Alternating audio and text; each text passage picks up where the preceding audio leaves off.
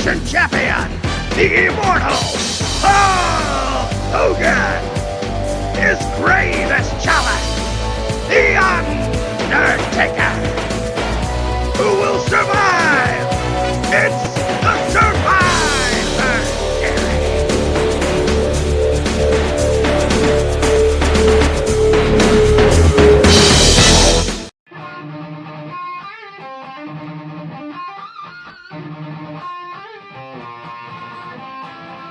Hey guys, it's Steve from Mantis here. You're listening to the Good Friends Better Enemies podcast, only on the Counted Out 7 YouTube channel. Jay, let's go!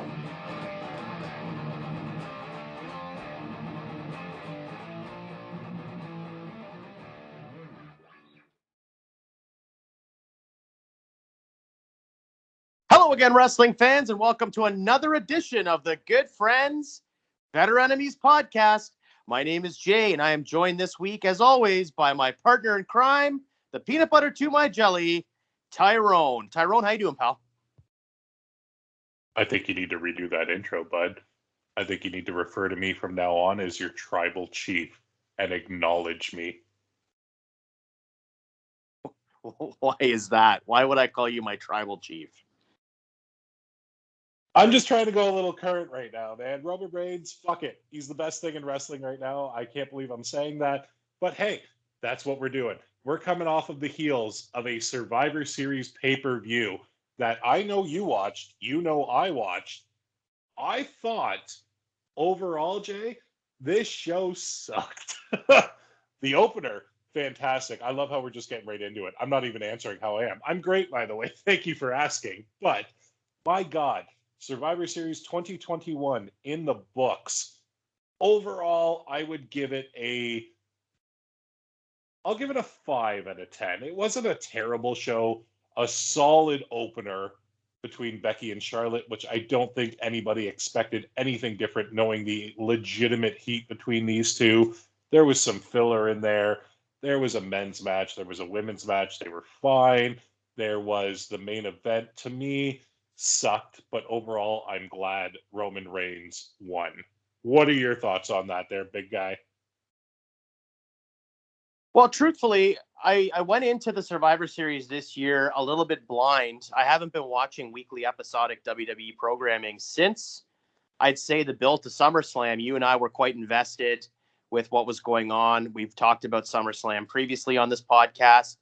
I was quite excited for what they were doing and the prospects of that particular event. And then I fell right out of interest in terms of how they followed up with it. I think I watched a portion of the next night's Raw and was just like, nah, I'm over this. So going into Survivor Series, to be truthful, there was a couple of people I wasn't even all that familiar with. I've heard of Austin Theory, obviously, through reading various articles online, and I'm aware of who he is sort of sagely. But in terms of seeing him in a prime spot in Survivor Series, I was just like, I was kind of gobsmacked as to who this guy was and how he was suddenly in a match. Not that there's anything wrong with that. It's just, I think. But hold on 1 second there. You are the person that, in no way, shape, or form, are you a casual fan. You are a fucking big fan. With the new product, you tune in and tune out, but you're always there for the big four, and I know that. You look back to WrestleMania last year at the PC, Austin Theory was in a match on that card. Oh, okay. Well, I mean, that wasn't very memorable for me then. He was challenging for the tag team titles, bud. He was part of Zelina Vega's crew, and then they did a brief storyline where he left there and started becoming a Seth Rollins disciple or follower when he was doing the Monday Night Messiah gimmick. And then he just kind of went back to NXT. There really wasn't an explanation, but then he started doing The Way with Gargano, Candice LeRae, Indy Hartwell, doing some great shit. When he got called up, it almost broke my heart, but at the same time, the way NXT is going right now, I'm so glad that he's on the main roster. Yeah, that's all very fair. I had no recollection of him being on a WrestleMania card, in truth. As I said, you know, my interest varies quite a bit. I would actually argue with you that, yes, I am a big fan. I'm more a fan of the nostalgic product that we talk about on this podcast. in terms of weekly episodic WWE, even AEW for that matter, I would say that I'm very casual at this point. I do check out what's going on. I will, full disclosure, admit that the reason that I wanted to watch the Survivor Series was because I really thought that we were going to get The Rock. And I mean, I'm not the biggest Rock fan. I've become a much bigger fan of him as I've gotten older. And I would love to see him have that match versus Roman Reigns. At first, I was very nonplussed about the idea of having those two compete in the ring. But as I was been watching Roman Reigns work and his incredible heel tendencies, as well as his work with Paul Heyman and the Usos, that match actually does excite me now, the prospect of it. And of course, they built the entire event around The Rock with clips building up to the main event with his previous appearance on SmackDown, the debut of SmackDown on Fox.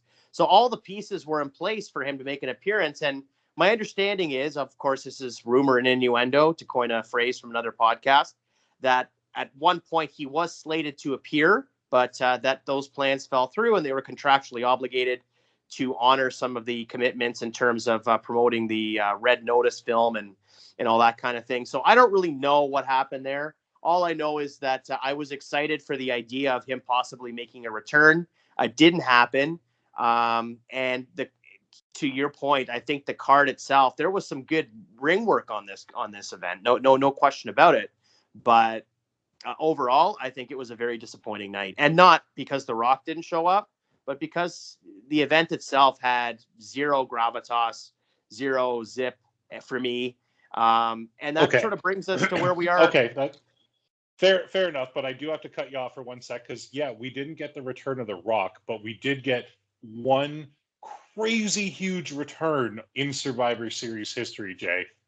We got the return of an egg. That is true. That is very true. This time there was no gobbledygooker. There was no Eggman Undertaker in there. This was just apparently $100 million egg.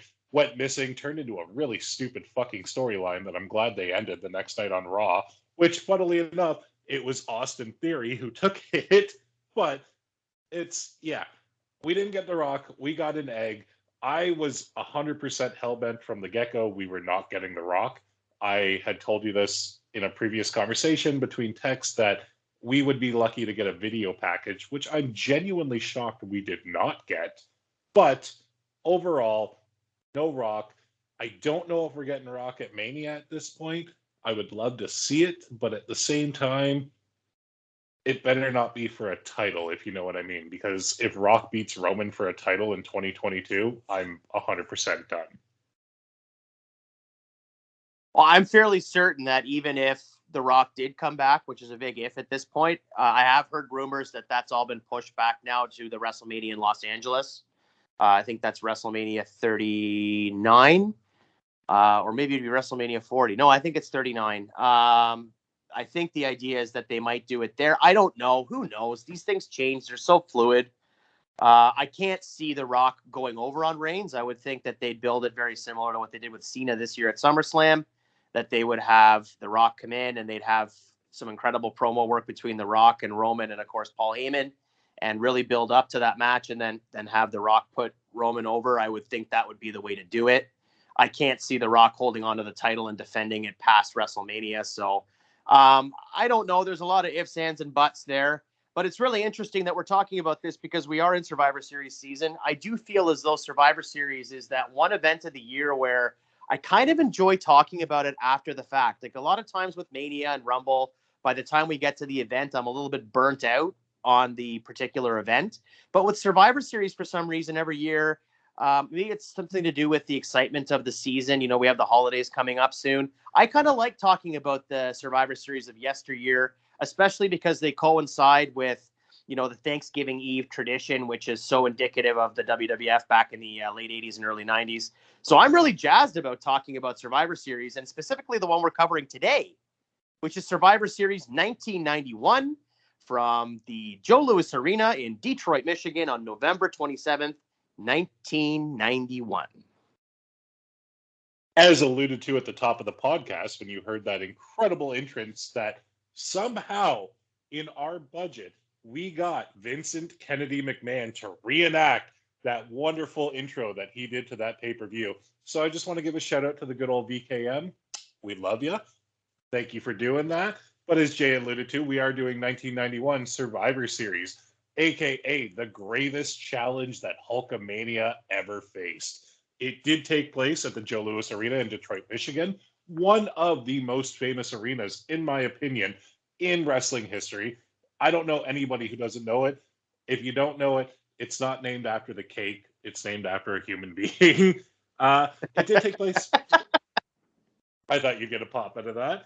It did take place November 27th, 1991. There was over 17,000 people in attendance to see Undertaker and Hulk Hogan, to see what would happen with potentially a Jake the Snake, a Macho Man, a Roddy Piper, a Ric Flair. 1991, at the end of the year, I don't know if the roster has ever been as stacked as it was then. Do you agree with that? Oh, there's huge star potential and star power on this card. No doubt about it. And it's actually funny when I went back and I looked at the roster in its entirety for the month of November in 1991. It really wasn't that big of a roster. I mean, you're looking probably at about 50 people, maybe less. And the names on this list are really a who's who of wrestling. I would say that the card probably wouldn't be as stacked like this again until probably 10 years later, when we had WrestleMania 17 and things of that nature. So it really is an interesting time in the company. There's a lot of transitions going on here as well. If you look at something, for example, like the Jake the Snake and Randy Savage angle with the Cobra, every time I see that particular footage, I kind of am taken aback by the fact that it's 1991, because it's such a kind of graphic angle for that time period. And I watched some of this build to this particular event, via promos and some stuff I could find online. And I still am steadfast in my thinking that at no point in Jake Roberts' career was he ever better than he was during this particular heel turn. This was peak Roberts for me. Oh, you're not going to get any argument from me. I would say it kind of started in the beginning of 1990 when he was feuding with DiBiase. He was still cold, methodical, a fan favorite at the time. But my God, when he turned heel and kind of aligned himself with The Undertaker, did the whole thing with Macho Man Randy Savage, having the Cobra bite him, the snake coming out of the box at the wedding reception. It's insanity. Jake was beyond his years. I know you and I have both gushed over this man many a time. I really think that he is the best worker to never hold a world championship. Yeah. But you know what? It is that old adage. I don't think that Jake ever needed it. I really don't. It would have been cool, a great feather in his cap had he had it, but I don't think he ever really needed it. I do have a quick question for you. One quick sidebar before we get into the rebooking and you walk us through where we left your SummerSlam booking in 1991. We've talked about Mount Rushmores a lot of times before, and I'm throwing this at you off the cuff here. I want to see what your opinion is of this. I was thinking about this the other night. So taking away, top stars, taking away drawing power, all that kind of stuff. If you could name from the golden age of the 80s all the way up to today's era, who would be your 5 people on the Mount Rushmore that are just your favorites or the first people you think of from that particular era? So you have the golden age, New Generation, Attitude, Ruthless Aggression, and then this new one. Okay, but one thing there, you said 5 people, and there's only 4 on Mount Rushmore. Do you want 5 or 4? Oh, I'm sorry, 4. Okay, so we'll go from Golden Age to Ruthless Aggression. And we're going strictly just off of personal opinion, nothing about titles or nothing at all. How they changed the business. Who comes to your mind first from that? When you think of that era, who's the first person that comes to your mind? Randy Savage, Roddy Piper, Jake Roberts, Dustin Rhodes. Okay, perfect. So I would go, for me, I'd say Jake the Snake, Bret Hart, I guess Steve Austin, and then John Cena. Probably just for people that I think of right off the top of my head, not necessarily star power, anything like that. The only one I really wanted to put in there, and that's why I asked, do you want 5 or 4? If we were doing 5, then Eddie Guerrero would have been thrown in there too. Yeah, that's totally fair. It's just funny because the reason I ask you this is because I was just thinking about this the other day, preparing for this podcast, and I was kind of thinking, like, every time I think of this era of wrestling, the late 80s and early 90s, the first person I always think of is Jake Roberts. And that means a lot to me. I mean, I think he's the greatest thing since sliced bread in terms of professional wrestling. So anyhow, I just wanted to throw that out there quick as a little interesting tidbit of information and see what you'd think. So Tyrone, why don't you tell us about where we left off in terms of your SummerSlam booking? You left us with a very interesting kind of a cliffhanger conclusion. Well, we left SummerSlam back in the fun era of August 1991 with Hulk Hogan and the Ultimate Warrior taking on Sergeant Slaughter, Adnan, and Mustafa. That was the main event. But what Jay is alluding to is when you go all the way back to WrestleMania 7, my good friend, but better enemy Jay, decided to put the fucking title on Earthquake. And I had to figure that one out. So I did the unusual thing of having a heel versus heel for the title at SummerSlam. And we had The Undertaker defeat Earthquake for the WWF Championship. We also had LOD and the Nasty Boys in a street fight. We had Bret Hart defeating Jim Neidhart to end that. We had Jake Roberts taking on Ted DiBiase to win the $1 million belt. So that'll be interesting to see if that's still a thing. Power and Glory were on there because Jay and I both stupidly love them. And we had Mr. Perfect versus Ricky Steamboat for the Intercontinental Championship in a match that I got a lot of shit for because I took Bret Hart out, but I still stand by it. So that's where we left 1991 the last time we spoke about it. So I do have to correct you. I actually booked Earthquake to win the championship at the Royal Rumble, and then we built up to WrestleMania with Hulk Hogan challenging Earthquake for the championship. You decided to have Earthquake retain the championship, which was a very interesting sort of eyebrow-raising booking choice, but that's all good. We're going to give Quake a long run. He ends up dropping the title pardon? Undertaker. He drops the title to Undertaker at SummerSlam, but I feel like when I made that booking, I was probably about 6 or 7 IPAs deep. So that's a little different, Tyrone, than what we're at right now. That's totally fine. That's not a big deal at all. It's just sometimes these booking choices that you make me work a little bit, which is totally fine. I like to try to make sense of things. It's like trying to put a puzzle together without having the box in front of you. But with that being said, I think we're ready to get into this. Do you want to get into the sucker or what? Let's fucking go, bud. We are going to start it off with the opening contest of the 1991 Survivor Series, a 4-on-4 Survivor Series elimination match with Ric Flair, the Mountie, Ted DiBiase, and the Warlord, fuck, that's a team, taking on Roddy Piper, Bret the Hitman Hart, Virgil, and the British Bulldog. One of those things is not like the other on that team.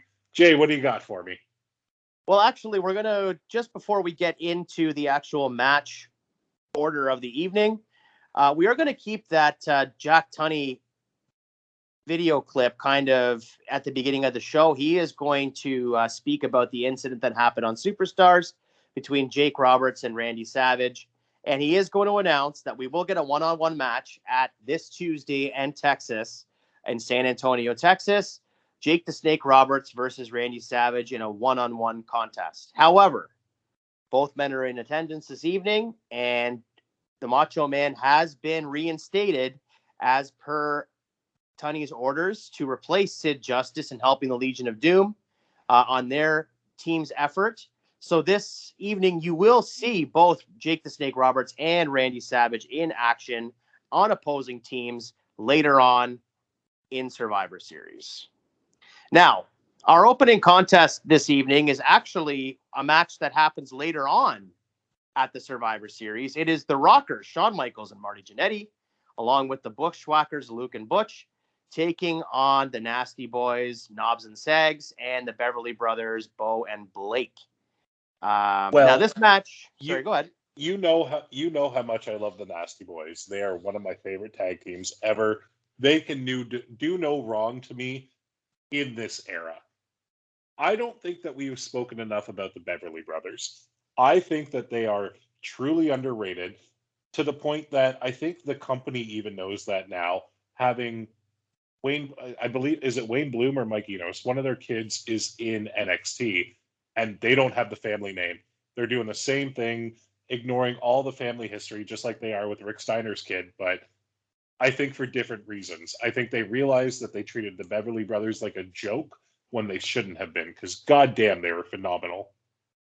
Yeah, but they have a history of doing that all along. I mean, look what they did with, Curtis Axel and who else? The Rotundas, really. I mean, you had Husky Harris and I don't even remember what was the name of the other Rotunda kid. I don't remember. You gotta believe. Bo Dallas, that's right. Sorry, I had a brain fart there. Yeah, Bo Dallas. So I mean, why not lean into? I'm not saying you need to have the same gimmick. You don't need to make Curtis Axel Mr. Perfect light, but you can lean into the family lineage, especially because he was a third generation superstar. But be that as it may, for this particular match, we're actually keeping it the same. I like the build. I love the way that they tease the tension between the Rockers. I think this would be a really fun opener. You get the high flying with the Rockers, and then of course, you have the ground and pound with the Nasties. The Bushwhackers would be in there for some fun spots, and they could both work as well. They were both good workers. They were just saddled with a kind of a childish gimmick. And then, of course, as aforementioned, the Beverly Brothers were kind of a great combination of both speed, high flying, and some ground and pound. So I felt like this was a really good booking choice for these, in canon. And I'm going to keep it the same. So we're going to have the survivors be the Nasty Boys and Blake Beverly. And of course, with that aforementioned tension between Marty Jannetty and Shawn Michaels, that would pay itself off in short order in 1992. I like it. I like it a lot. Nasties win. Beverly's win. You're still planting the seeds for the Rockers split. Everything's great. A loss never hurts the Bushwhackers. I think they lost more than they won. So, yeah, you did a good job on this one, bud. Well, thank you very much. That's the other thing about these Survivor Series matches and teams that we've kind of not touched on as of yet, especially in the early years of Survivor Series, is that many times it was kind of a hodgepodge of people thrown together, and it didn't necessarily mean that there was angles in place at the time. Sometimes you'd have the two team captains who would have, a rivalry and then enlist superstars to help them on their team. But there were often times that we just throw teams together just for matches, and there wasn't necessarily a story behind them. And that's actually the story of the next match on my card. So what do we have in canon next? Well, we have, to quote you, a humdinger up next. We have Sergeant Slaughter, Hacksaw Jim Duggan, Kerry Von Erich, the Texas Tornado, and El Matador Tito Santana going up against Colonel Mustafa, the Berserker, Skinner, and Hercules.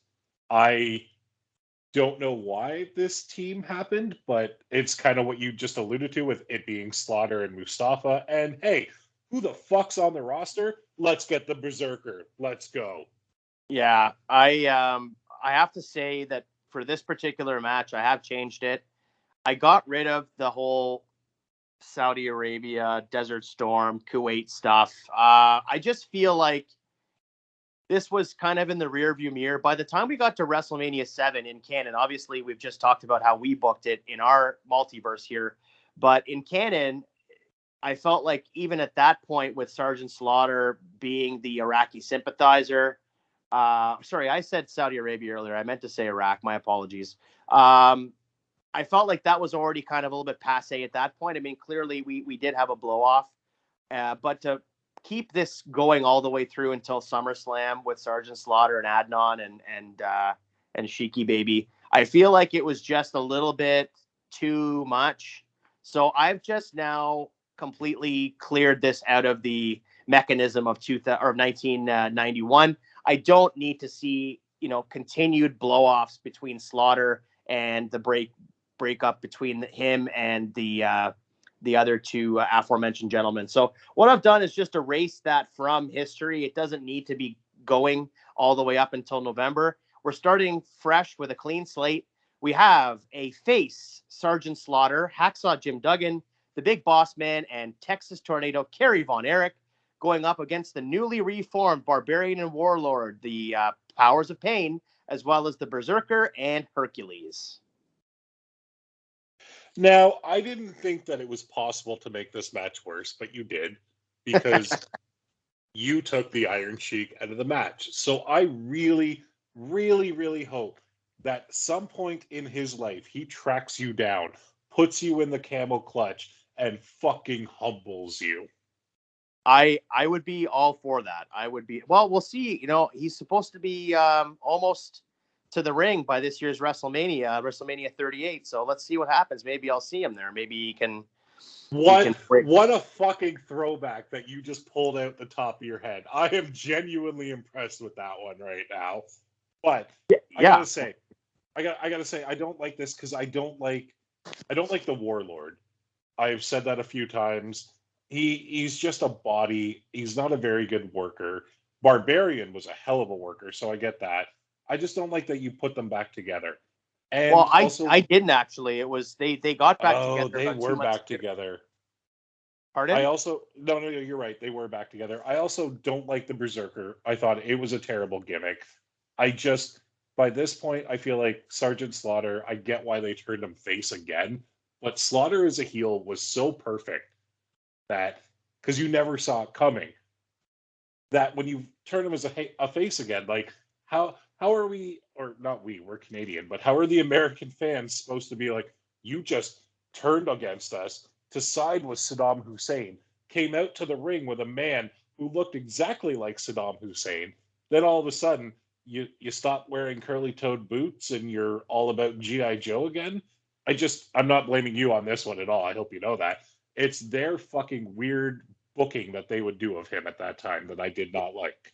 It's wrestling, man. It's wrestling. I mean, if you try to apply logic to 90% of the angles that we watch and we are invested in, it would be absolutely ridiculous to try to explain it to someone who is not a fan of it. I mean, it's so convoluted. So you just have to, it's a suspension of disbelief thing. You just have to buy into it. And if you don't, you start trying to poke holes in it or trying to make logic of it, you're just going to completely bastardize your enjoyment of it, I think. So I think go with the flow sometimes. I mean, I think that both you and I are sometimes guilty of picking stuff apart a little bit too much.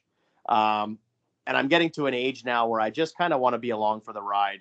I want to be surprised. And so for those reasons, I just kind of feel like, you know what, Slaughter's a face. Give him one last solid run as a face. He's not going to win the world championship more than likely, but what I've got here is it's, you know, a big man match if there ever was one. Slaughter eliminates Hercules early with a Cobra clutch, and then the Warlord eliminates Duggan, who was freshly tagged in with a shoulder block and flapjack combo, which I thought would be kind of indicative of the power moves that the Warlord like to apply.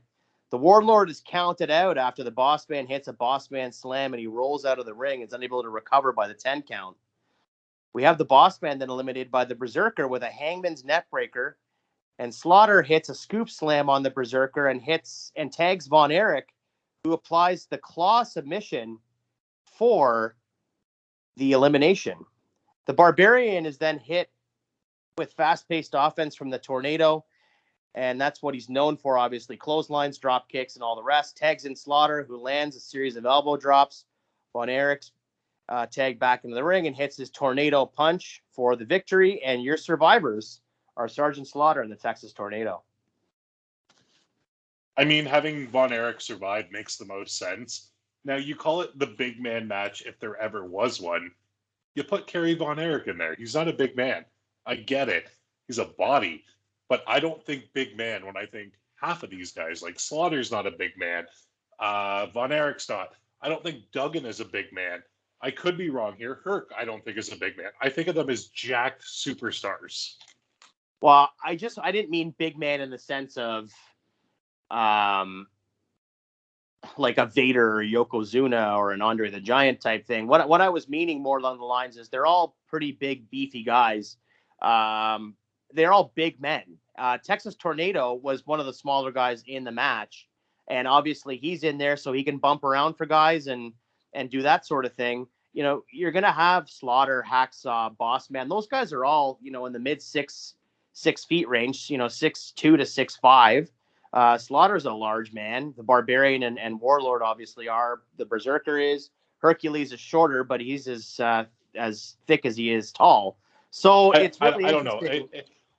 It could be because of the fact that, like, I'm going to quote my wife on this one, and she says that tall and big people have been ruined for her since she met me. Spoiler alert, kids. Tyrone is 6'6", 380 pounds, so I'm not a small kid. So when I think big man, you got to be bigger than me. Yeah, I understand that. That makes sense to me, but in my mind, it wasn't necessarily the big man in the terms of, like, you know, like a large hulking mastodons like Vader, or, as I said, Yokozuna. That's a different kind of big man in my eyes. This is just more of like there's a lot of beef in this ring. It's like that woman from those Wendy's commercials in the 80s. Where's the beef? Well, it was in this match. It's a reference that even I'm too young to get. I know it, but I never grew up with it.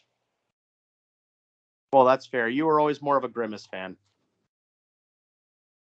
Giant purple butt plugs, fucking sign me up every day, all day. I love Grimace. Bring them back. Bring back Grimace. We should start a petition. Bring back the McDonald's cookies and the McDonald's pizza. That's what I want. No, but we're done talking about McDonald's. They did not hook us up with the Big Mac brand while it was out. So again, fuck you, McDonald's. On to the next. But while we're talking about this match still, Jay, I got to say, normally when you talk me through a match, I picture it. I'm there. I'm enjoying it. This match, to me, doesn't do it for me. It's just boring. It's muscle spot after muscle spot. I don't care enough. Like, I don't like Duggan. I don't like the Warlord. I don't care for Slaughter in this era. I don't like the Berserker. Love the Big Boss Man. Love Kerry Von Erich. But for the most part, I'm not invested in this. No, and that's completely fine. I understand completely where you're coming from. I just, for me, I just felt like you needed to get these guys on the card. They were big stars on the card at the time. So it was important that you, add them to it. I just really thought that that made a lot of sense to have them on the card. So that's where I am with that particular match. That's fair. Now, the next match on the original card is strange placement to me because we had the WWF Championship up next between The Undertaker challenging Hulk Hogan for the title. Are we keeping that? Is it going on later? You know what? Don't even tell me if it's going on later. Are we keeping it here or are we moving to something else? We are changing things up on this portion of the evening as well. The next match on the card is actually going to be a traditional 4-on-4 Survivor Series elimination match. We have Jake, the Snake Roberts, teaming up with the Natural Disasters and Skinner to go against the Macho Man Randy Savage, the Legion of Doom, and a mystery partner. Okay, before we get to the mystery partner, I just want to say one thing here. The amount of talent in this ring that is not respected by a lot of today's current fans is ridiculous. You have John Tenta, Earthquake, who at 400 pounds could do things that some guys at 200 pounds can't do. You got the Macho Man and Jake Roberts, who Jay and I just spoke very highly of before. You have Fred Ottman, a.k.a. Typhoon, a Tugboat, whatever he was going with, the Shockmaster. Again, could do some great things for a big man. Sorry, Jay. Oh, and Skinner, Steve Kern, one of the greatest technicians who does not get enough love. I am all about this match already for in-ring quality. Yeah, I thought on paper this match looks a lot of fun. Especially, I like the idea of Jake Roberts and Skinner teaming up together. I think it's kind of cool. I mean, the Natural Disasters, it all fits together. And then, of course, the LOD. I just feel like this match on paper looks like a lot of fun.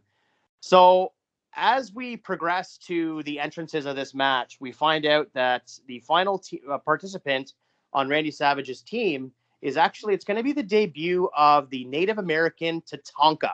And he is going to make his debut at Survivor Series, not dissimilar from the debut we saw of the aforementioned Rock at Survivor Series 1996. Tatanka is going to make his debut here and try to make a splash in the waves of the World Wrestling Federation. An earthquake splash, if you will? Perhaps so. All right, well, I'm down for Tatanka being debuted here. I do believe that in a couple of days later, Tuesday in Texas, I think he worked a dark match, not on the card. I don't think his debut was for another month or so at this point, but it makes sense. They went all in with the Tatanka character, so why not debut him at a pay-per-view? Give him at least a strong showing. I don't know if you're going to have him as a survivor or not, but yeah, it totally makes sense. Walk me through this one, brother. All right, well, once the smoke has cleared and the dust is settled, we've got Roberts and Savage actually starting the match. And both men will be eliminated very early as Randy refuses to break a chokehold and then hits a vicious low blow on Jake. As Savage is arguing with the official, whom he strikes, Roberts escapes and is counted out.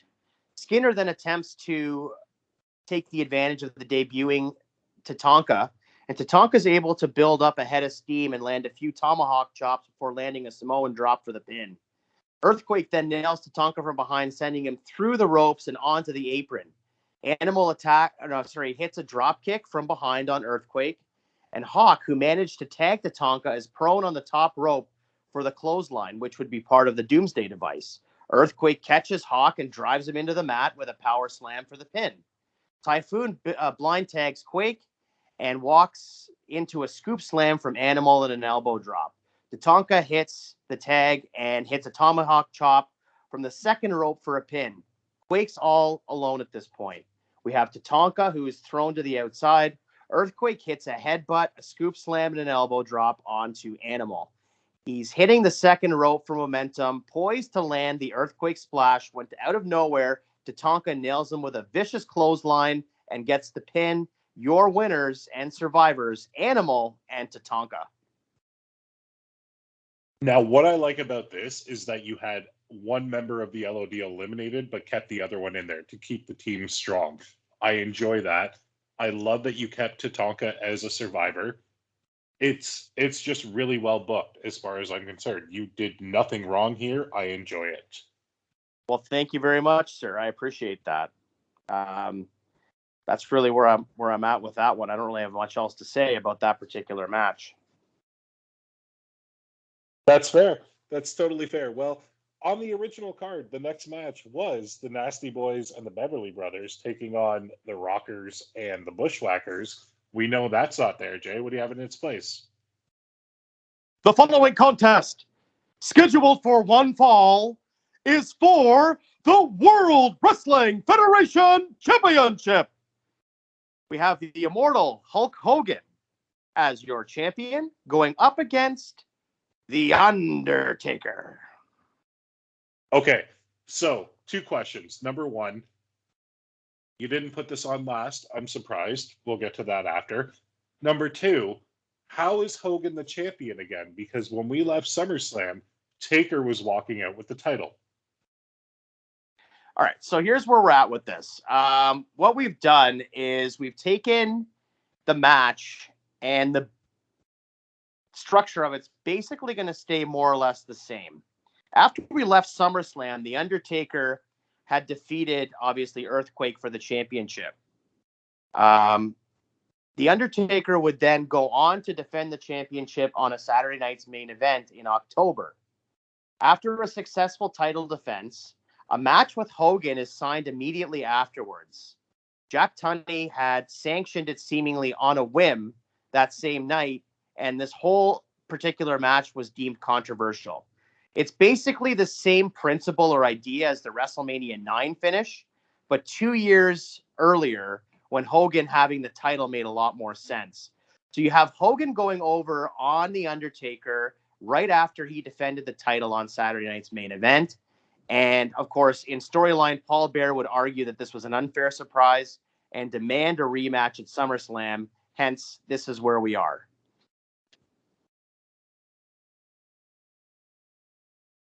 Now, I'm pretty sure you meant to say Survivor Series and not SummerSlam there. That's fine. I'm sorry. Yes, I misspoke. But I'm okay with that because it makes... I hate it, but I'm okay with it. I hate the fucking Hogan pulling his strings, getting the title match. I hated it at Mania 9. I hate it 2 years earlier. Even though you're right, it does make more sense in this era with Hogan holding the title. I still hate it. But we're here. Talk me through it. What's happening with the match?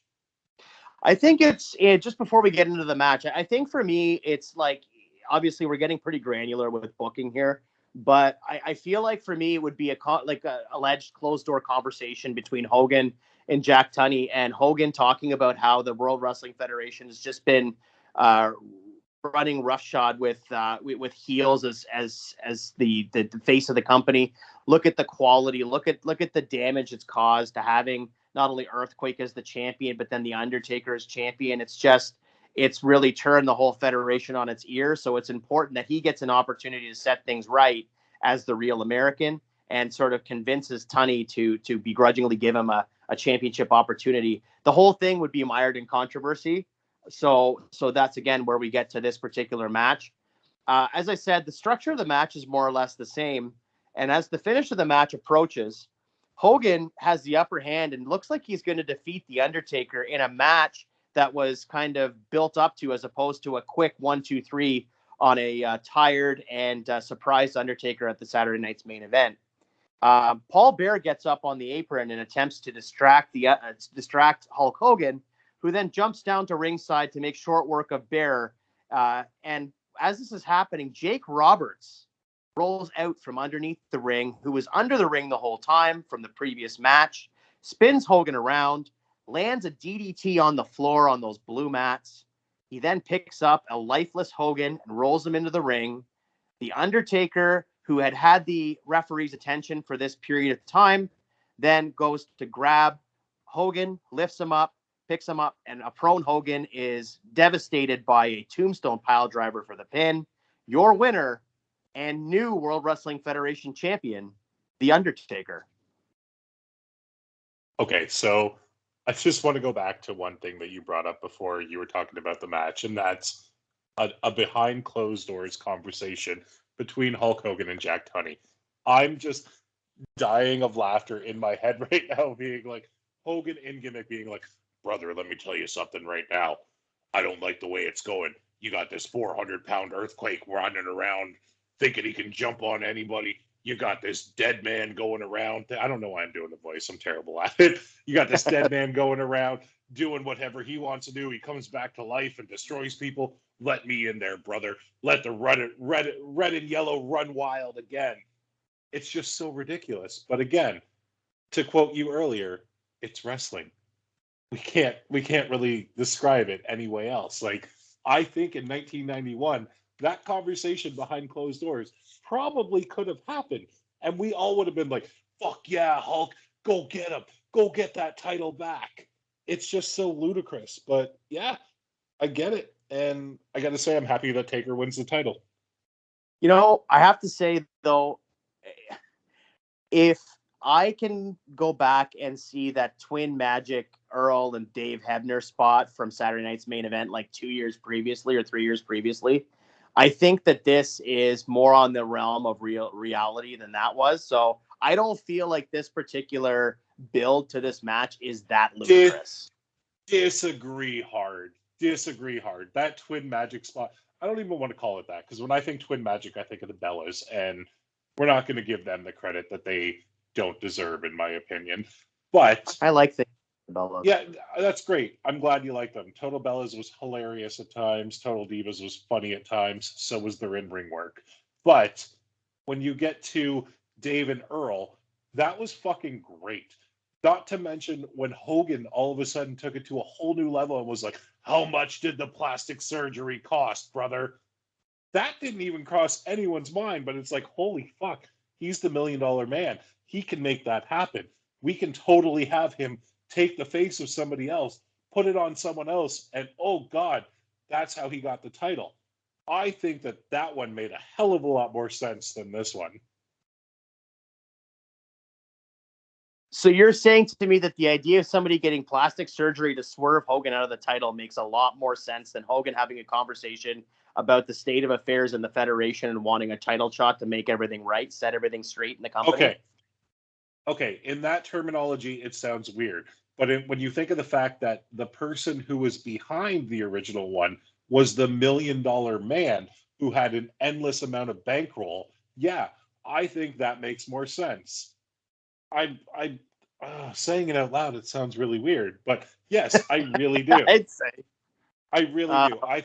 I think that, again, to quote, like, it's wrestling. How do we describe it? But yes, it makes more sense that a millionaire with an endless bankroll who really wanted to end Hulkamania and get the world title would pay somebody to get the plastic surgery to screw over Hulk Hogan.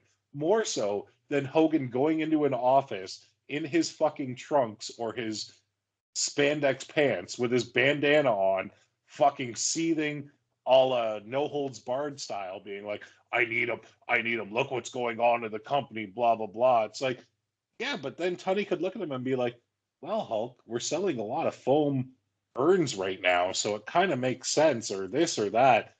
Yeah, I stand by my original thing. I think that 1988 makes more sense. Okay, hey, agree to disagree. That's totally fine. That's what we're here for. I'm not invested enough in the argument to get hot about it. So I will give you that. I will concede the point to you. But that's really where we're going with this. So the Undertaker is going to go on to hold the championship, and we'll see what happens, as to coin a phrase from Gorilla Monsoon, in the weeks and months on the WWF programming. The next thing we have coming up here is the obligatory kind of intermission that we would get on these pay-per-views in the early years, which I actually really enjoyed. I love the fact that when you're a participant in the audience, now obviously I didn't watch WWF pay-per-views at this time. I didn't become a fan until a few years later, but I really appreciate the fact that you're doing these interviews and you're doing these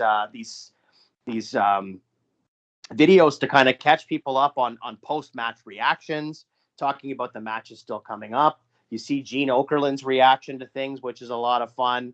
I remember particularly in this event, like he's just calling over Roddy Piper to get in on the interview, as though he was just kind of walking by, which was a lot of fun. I just think it's really great to give the audience, both in the arena, a chance to go and stretch their legs, get a hot dog, get a soda. But for you at home, you go to the bathroom, you weren't able to pause stuff back then. We didn't have PVR in 1991. So it just gives everybody a little breather, especially after the climax of the show, which would have been this particular event or this particular match. So I really appreciated that. I wanted to keep it in there. And then as we start to roll on with the action, the next match on our card is actually going to be a bit of a palate cleanser. It's going to be a singles match between Rick the Model Martel and the Rocket Owen Hart. Okay, on paper, I like this a lot. These are two fantastic workers, both good old Canadian boys. I've never said a bad word about either of them, and I never will. I will, however, question why we're doing it. If we're coming out of an intermission where they're already doing the interviews, all of that, that should be enough time for people to go to the washroom, get a snack, get a drink, should it not? Or is this just, for lack of a better term, the popcorn match? I wouldn't say it's the popcorn match necessarily. I don't know. You and I have been to enough house shows together that we know how it is. When you come off of an intermission at a house show, you generally get a match that's kind of high flying. It has a lot of fast paced offense. Either that, or it is a match with a championship on the line. Sometimes it is with some of the bigger stars promoted on the card.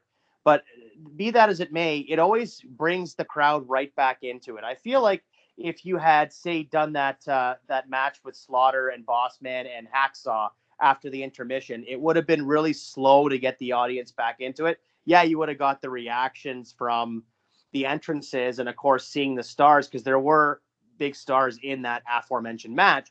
But in this particular match, I just really thought that showcasing Martel and then, of course, Rocket Owen Hart, who was fairly new to the company, having just returned from his short stint in WCW and previously being the Blue Blazer, I felt like this made a lot of sense in terms of getting the crowd right back up to a certain fever pitch, because you get that high-flying offense that a 1991 audience in WWF wasn't accustomed to with Owen Hart's aerial offense. That's fair. I'm still also kind of bewildered by the fact that the title match didn't go on last. I know it didn't in the original card, which again is weird as fuck to me, but yeah, all right, I want to see this match, so I'm not mad at it, but again, it's filler to me. That's fine. It's not supposed to be, something with a great deal of stakes. It is in a way filler for sure. I can't argue with that. But we would have this match help break up the flow of the event, as we discussed. It's a fast-paced match for the slower and plodding match previously. Owen Hart would showcase his high-flying abilities with Martel countering and grinding it out. The finish comes as Owen counters Martel's Boston Crab attempt into a monkey flip. And as Martel gains his bearings, Owen Hart's on the top rope and hits a missile drop kick from the top rope for the pin. Your winner, the Rocket, Owen Hart. Yeah, makes sense. Younger star going over the older star. I got nothing else to say about that one. Yeah, I mean, Martel wasn't that old at this point. He was the more established.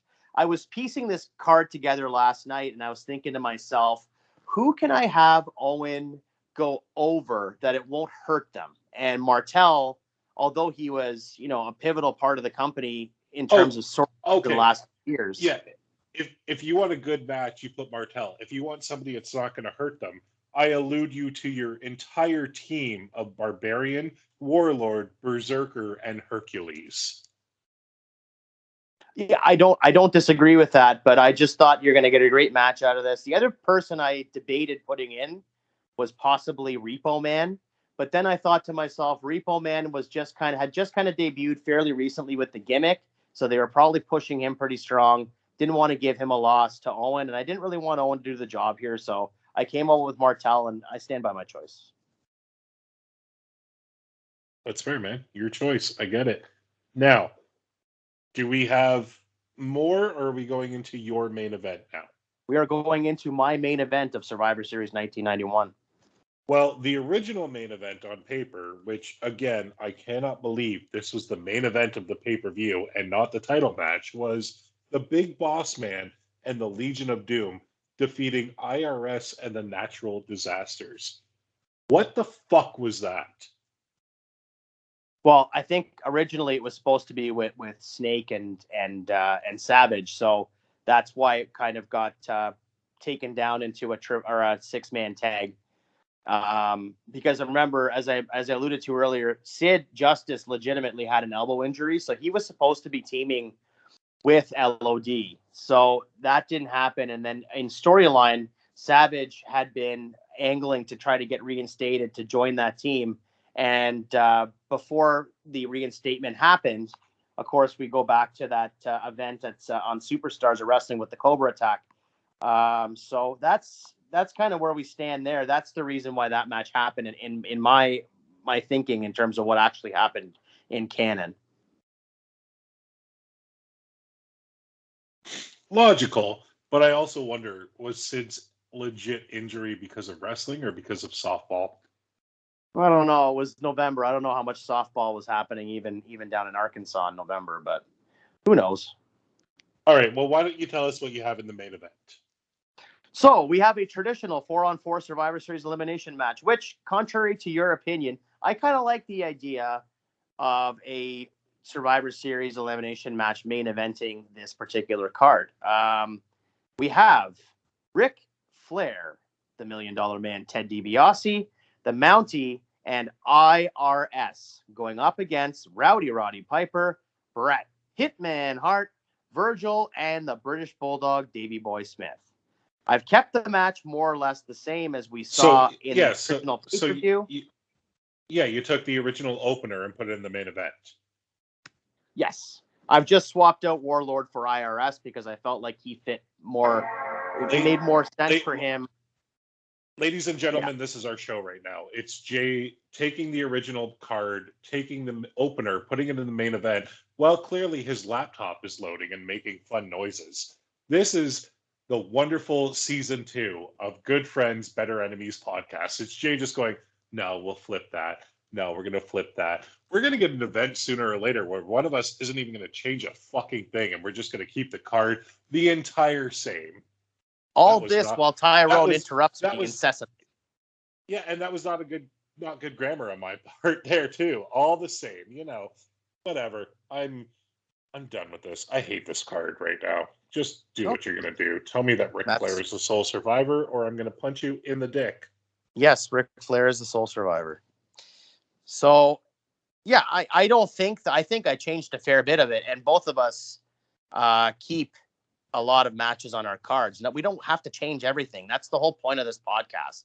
We don't have to change every match. We just change the stuff we want to see that we think we can make it better. That's the reason that we're doing this podcast in the first place.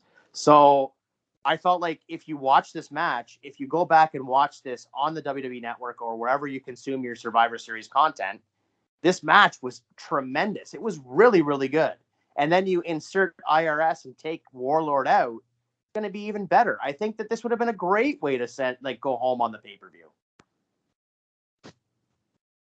I mean, I'm not going to deny the fact that adding IRS over Warlord is incredible.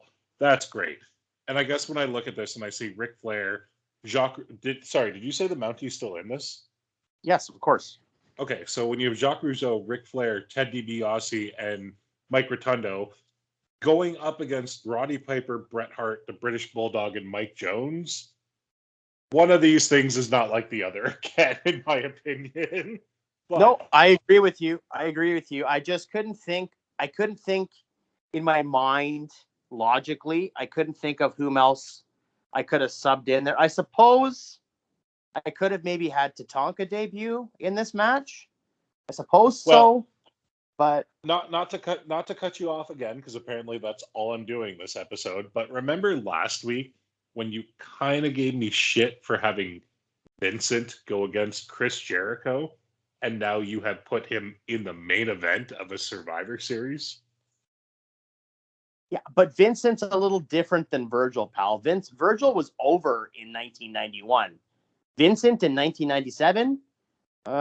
He was, again, as I mentioned last week, he's part of that Who's That of Wrestling in 1997. So I think it's a little bit of a different story. We have Virgil, who was, a fairly over face. He got a huge pop in this particular event. And the other thing, too, is, you know what? I don't care what you say. The guy could work fairly decently. He wasn't amazing, but he could work. So if you and I get together and decide that we're going to go to Niagara Falls Comic-Con, Hamilton Comic-Con, you get where I'm going, a Comic-Con or a signing, and Virgil is there with his banner saying Wrestling Superstar Virgil, and no one is there, are you going to his booth or no? I wasn't sure where you were going with that. I thought it was going to be like if the tree falls in the woods and no one's there. Did it really happen? Sure. I'd go and see him. I'd say hello. I met him. I told you I met him in Dallas. He was in the lobby waiting to be recognized in Dallas, which was really funny. I was just checking in. I think I told you. How much did he charge you just to say hello? He didn't charge me anything. I offered to buy him a drink, and he told me, I don't drink, which is totally fine. That's no issue whatsoever. But it was just funny because it seemed to me, I don't want to disparage, the good name of Virgil. He seems like a very nice guy, but I just seemed to me like he was kind of waiting to be recognized in the lobby. And of course I did say hello to him. And then of course, I think I mentioned to you as well, I was checking in. Do you remember in the the late 90s and mid 90s, even the 2000s, there was always that couple at ringside that were wearing those neon matching suits. It would be a man and a husband and wife. And one would be in the husband would usually be in a pink, neon jumpsuit, and the wife would be in a neon jumpsuit. Yellow or green. Yeah, yellow or green. Yeah. The guy had a bald head. They were front row at Survivor Series 96. Yeah, of course I know these people. Yeah. I was checking in beside them at the event or at the hotel, and I just said hello, and they're just like, oh, I've seen you all over the place. It's so cool to meet you and all this kind of stuff. And then, of course, Virgil was there. And after I finished speaking with them and checking in, the Virgil was there behind me asking me if I wanted to, get an autograph and this kind of stuff. And I was like, nah, I think I'm good. I'm just going to check in right now, but maybe I'll catch you down the road. And, but he was a very nice guy. It's just, he just seemed like he wanted to maybe sign some merch.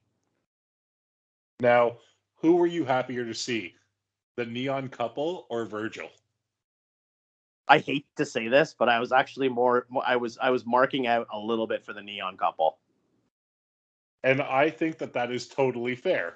Virgil, sure, he's done some all right things. He was a bodyguard. He was an NWO member. He was $1 million. Fuck, Virgil's done a lot now that I think about it. But still, He's not the Neon Couple. Anyway, we are getting way off track. Why don't you walk me through this match? I was just gonna say that had it been not the Neon Couple, had it been the Bowl Cut Kid, I would have just said, okay, this is great. My trip is done, and I would have left. I would have come back to Toronto. Had I met the Bowl Cut Kid checking into my hotel, I would have been sad. The Bowl Cut Kid over Vlad? You would take him over Vladimir the Superfan? Kind of, because the Bowl Cut Kid's kind of like an enigma. I mean, I don't know anything about him. Vlad, I think they've made a documentary on the network about Vlad, and it's never been released. I think it's going to be released in the next little while. Okay, so let's. I know we're famous for these sidebars. Let's sidebar for one thing here. Why have we not got that Vlad documentary, and why has the Icon series just stopped being released? What the fuck is going on there? I think maybe what they're doing is they're spacing it out. I don't understand why they didn't have the Luger one at SummerSlam. It was really weird. Or the Bulldog one. I mean, both guys had back-to-back had huge years. Bulldog won in 92, the Intercontinental Championship, and Luger was in the Lex Express in 93. So either guy would have made a ton of sense for SummerSlam. I don't know. I really don't know. Maybe they're waiting for Mania season. Maybe they're waiting for Rumble. But yeah, those are the two I was looking forward to the most, was Bulldogs and Lugers. I agree, but I also really want to watch this Superfan documentary. I think it's going to... I feel like you and I, as sort of super fans, like we're big fans, but I don't know if neither one of us classify as a super fan. But we're going to look at that and be like, holy fuck. We're either going to be really jealous of him or being a little envious that we're not him, if you get what I'm saying. Yeah, I mean, I would classify myself as a super fan in that way, that like I have a lot of great recall in terms of moments, and I can spout off stats, talk about most wrestlers and fairly in depth, with some exceptions, mainly, from certain eras. But I can have a conversation about wrestling with just about anybody. And in that way, I'm a super fan. I have collected some DVDs. Maybe I have like about 100 DVDs over the years, or 150, that they're all put away. But I'm not a super fan in that way, that I don't have like posters all over or a lot of merch or memorabilia. I have a lot of T-shirts, but I buy them and then I never wear them. So, okay, you and I both being from Ontario, Canada, I have to give a shout out to the biggest Ontario superfan mark I have ever met. His name is Al Ruddick. He's either in Brantford or Bradford, because I always fucking screw up the names of those two towns. But I swear to God, I'm giving a free plug right now. You go on Facebook, you look up Al Ruddick, Pro Wrestling's biggest mark. You are going to see some shit you didn't think was possible. This guy's collection is insane. He dresses up as all the wrestlers all the time in cosplay. At Christmas, he decorates his Christmas trees to be wrestlers. He is on a whole other level. Al, if by chance you ever listen to this, I hope you know I respect the fuck out of you. I love everything you do, and I still want to come over to your house one day and go through every goddamn thing that you have. Oh, yeah, and that's the thing. Like, I find it so interesting to go through people's collections. I love it. I love seeing what people have accumulated through the years. Like, for example, when we watch that Hidden Treasure show, like, you see some of the houses that these people live in, and it's just like, this is like a wrestling museum. I love it. Like, the merch, stuff that you remember from a kid, that you, like, a random catalog that, you remember from Recall, that, you'd never probably buy it for yourself, but you thought it was kind of cool. All this kind of stuff that these guys collect and covet. I love going through all that stuff, but I don't really want it for me, if that makes sense. Like, I think it's really, really awesome that it's around. And It makes total sense to me because I'm the king of somebody who used to collect all of that stuff. And then I don't want to say I just stopped, because if I see something really cool and really rare, I'm going to pick it up. But I've stopped grabbing every action figure, every LJN, every random wrestling buddy. Like, I have a bunch of wrestling buddies. I have some shit that I don't think anyone's ever seen before. I have sent it to multiple collectors, and they all want to spend high amounts of money on it because they've never seen it, which makes me want to hold on to it even more. Yeah, well, and that's what I mean. So, I mean, there's stuff that I would collect, and truthfully, I would want to have a special area for it. I've always kind of wanted to have a little like lounge area or bar that I could have where I could have friends over and watch pay-per-views and have some pours, hit a couple of shots and maybe a couple of drafts and watch wrestling and whatever, and have maybe some posters on the wall, some event posters and stuff like that, but maybe a turnbuckle or something like that. But that's really the extent of it for me. So I have a great deal of respect for people that can commit themselves to the point where they become such avid collectors that they have this huge accumulation of merchandise. It's something to behold. It's just not me. So I have a lot of enjoyment in going through that stuff. Even Tyler of the Countdown 7 podcast collects quite a bit, and he has a great collection. Really enjoy going through his stuff. I have a great deal of respect for his collection. Sorry, I was just going to laugh at you. Like, oh yeah, maybe I'd have a little bit of this or a little bit of that. Then you throw in a turnbuckle, because that's just something that everybody fucking has. Yeah, it's the one thing. It's a one regret that I do have. When I was in WrestleMania in Dallas at the shop.com or the WWE shop there at Access, that they did have a plaque with a turnbuckle, and it was the coolest thing. And it was expensive, but I could have afforded to buy it, and I just didn't. For whatever reason, I kind of hummed and hawed on it, and it's something that I'm kicking myself for now. I wish I had bought it because I would have loved to have had it, but the opportunity will come around again some other time, I'm sure. All right. Well, we've talked about collections a bit here. Why don't you go through your main event of this pay-per-view right now? Well, I kind of did, but it's all the same. It's the same match in that it would be in canon, and we still have Ric Flair as the sole survivor. I know that, but when I threw out, oh, Ric Flair better be the sole survivor, and you went, yeah, he is. I kind of expected a little bit more, but if we're going same match in canon, then I get it. It's great. Yeah, I get. I wouldn't. I do understand. I do understand leaving this one for last to a degree. Yes, you and I go him and haw, like a lot of you and I are both traditionalists in the way that we think the title should go on last 90% of the time. I'll give you Survivor Series can be the one example other than the Rumble where it doesn't, but I don't know. I feel like if it's a card of all elimination matches other than the title match, put the title on last. That's just me. I know you put on Owen and Martel, but to me that doesn't count. Does that make sense? No, that does. I mean, the truth of it is, the reason why I kept The Undertaker and Hulk Hogan in the middle of the card was for the purposes of having Jake come in and do the interference in the match. So he had just been in the match previous. So the logic for me was that he is then under the ring. Nobody really sees him kind of walk to the back, but they assume that he has. I mean, there's enough action going on in the ring that people aren't really paying attention to where Jake Roberts is going. They just know that he's cowered out of the match and taken a powder. So he's under the ring, and then it makes sense for him to appear in the following match. That's just my logic. That's why I placed the matches where I did in this card. Now, I have one question for you, and that's based off of my SummerSlam booking. Jake Roberts left there the $1 Million champion.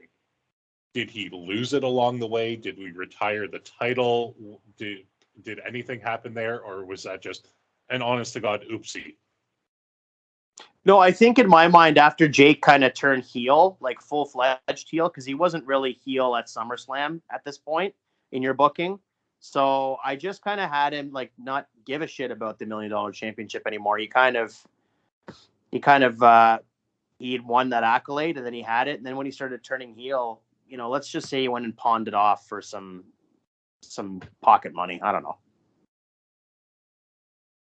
Some pocket money indeed. Well, there you have it, kids. That is a bow on Survivor Series 1991.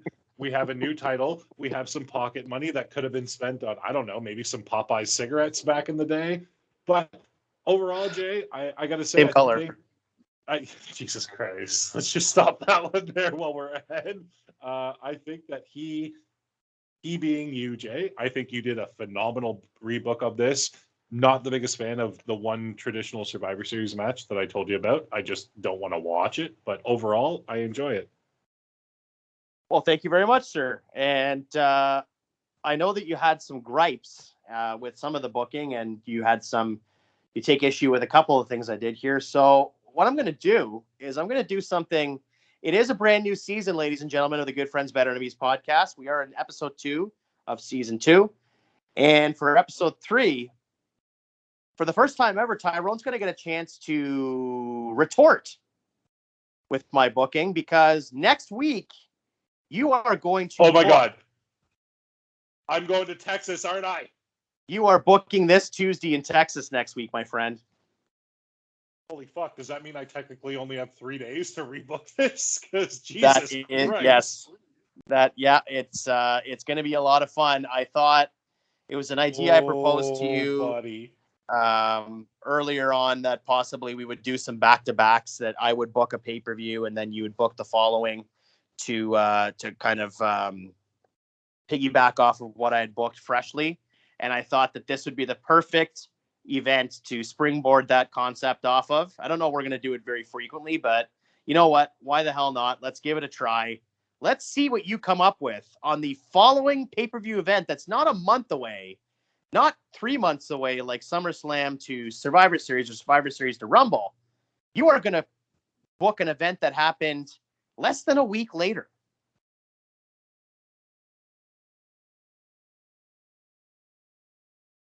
Yeah, I'm actually really excited for this one, because I'm going to tear apart what you just did, and we're going to start fresh. Okie dokie. Well, that sounds good.